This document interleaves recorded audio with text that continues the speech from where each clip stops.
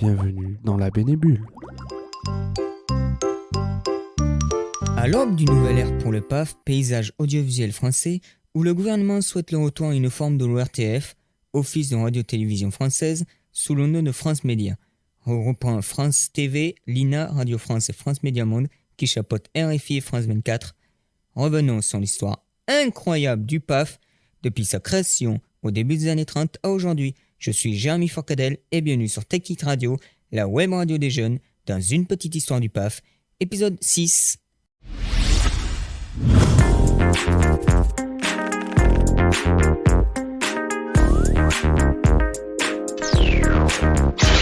Depuis 2000, les révolutions numériques, le développement du câble et de la TNT ont fragmenté le public. Malgré tout, séries américaines et télé-réalité ont permis aux chaînes de fédérer des téléspectateurs. Depuis l'an 2000, que reste-t-il de toutes ces heures passées devant la télévision ? Si le PAF des années 90 fut d'un calme relatif, en offrant aux téléspectateurs des repas faciles, peu de chaînes, des programmes qui fédéraient, etc., les années 2000 furent celles des déflagrations en série. De massif, les écrans sont devenus plats, les contenus et les modes de diffusion ont été reconfigurés avec l'arrivée en outre de Dailymotion et YouTube. La télé a plus changé en une décennie que depuis sa naissance. Des années 50 à la fin des années 90, l'épopée du petit écran peut se résumer à l'invention, puis à la consolidation d'un média de masse. Mais les années 2000 ont brisé le modèle originel. En 2006, le sociologue Jean-Louis Misaka annonçait alors la fin de la télévision, une formule provocatrice moins catastrophique que cathartique, qui semblerait dire « la vieille télé est morte, entrons dans l'âge de la post-télé ». Révolution numérique, vidéo à la demande, développement du câble et de la TNT, autant d'évolutions techniques qui ont modifié le rapport à la télévision.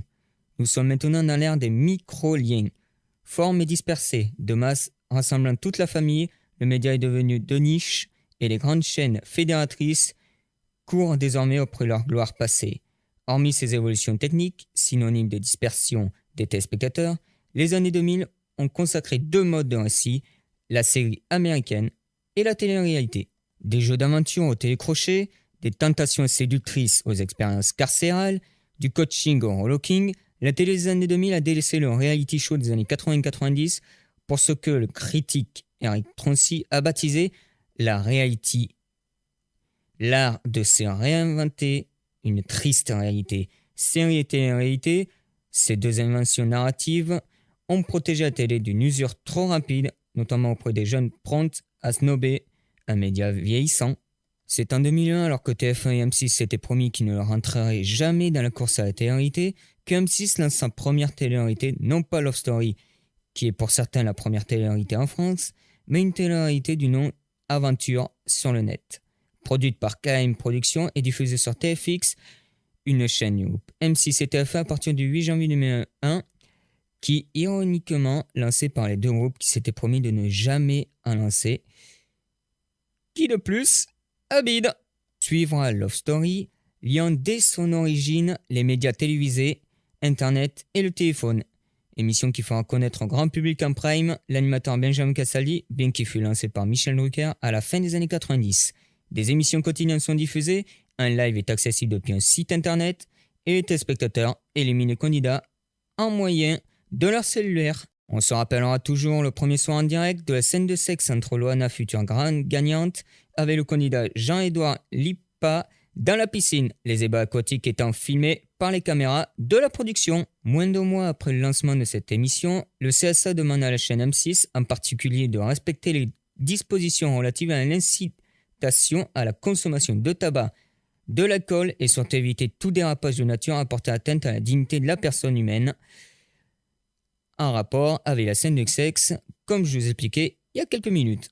Love Story a été la seule émission à avoir fait baisser l'émission cultissime, et je télé cultissime, Le Big Deal, diffusé depuis le février 98 sur TF1 à 19h, passant de 8 millions à seulement 6 millions, tandis que Love Story était à plus de 11 millions en access prime time à 19h.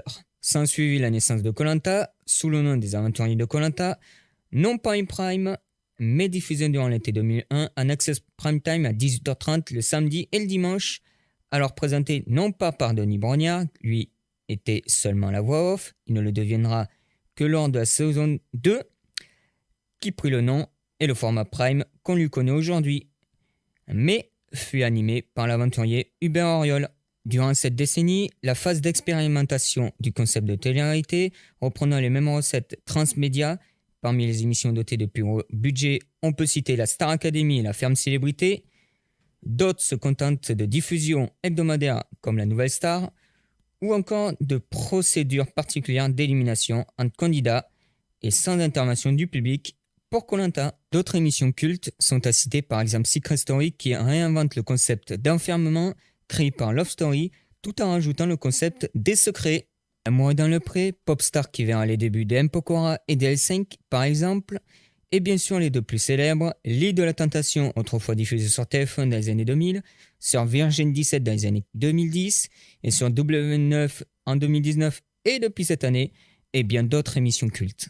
À partir de 2002, le CSA prépare le lancement de la TNT, télévision numérique terrestre, à ne pas confondre avec l'explosif, qui sera bien sûr lancé en 2005. À l'étude depuis les années 90, la TNT est officiellement lancée le 31 mars 2005 en France métropolitaine avec une nouvelle technologie.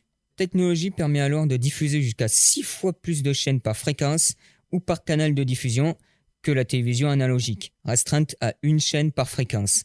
Les premières chaînes locales font leur apparition le 13 septembre 2007. Les premières chaînes gratuites en haute définition sont quant à elles lancées le 30 octobre 2008. En France d'outre-mer, la TNT ne sera lancée que le 30 novembre 2010.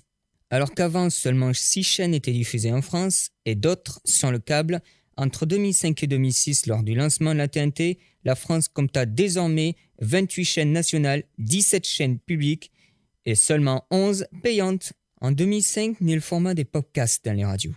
Et c'est aussi le lancement de la radio numérique, préférée par les grands groupes de radio tels que France Inter au détriment de la bande FM, qui donne un meilleur son grâce à la technologie DAB+, Digital Audio Broadcasting.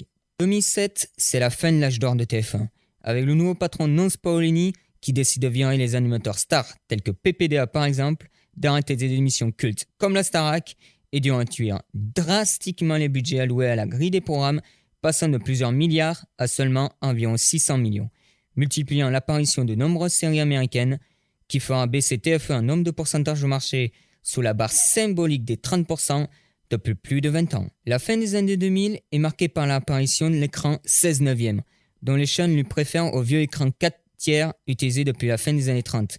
Ce fut les derniers pas vers la disparition de la télévision analogique. Fin du 6e épisode d'une très longue série sur l'histoire du PAF, et comme disaient les animateurs de l'époque, à vous Cognac G!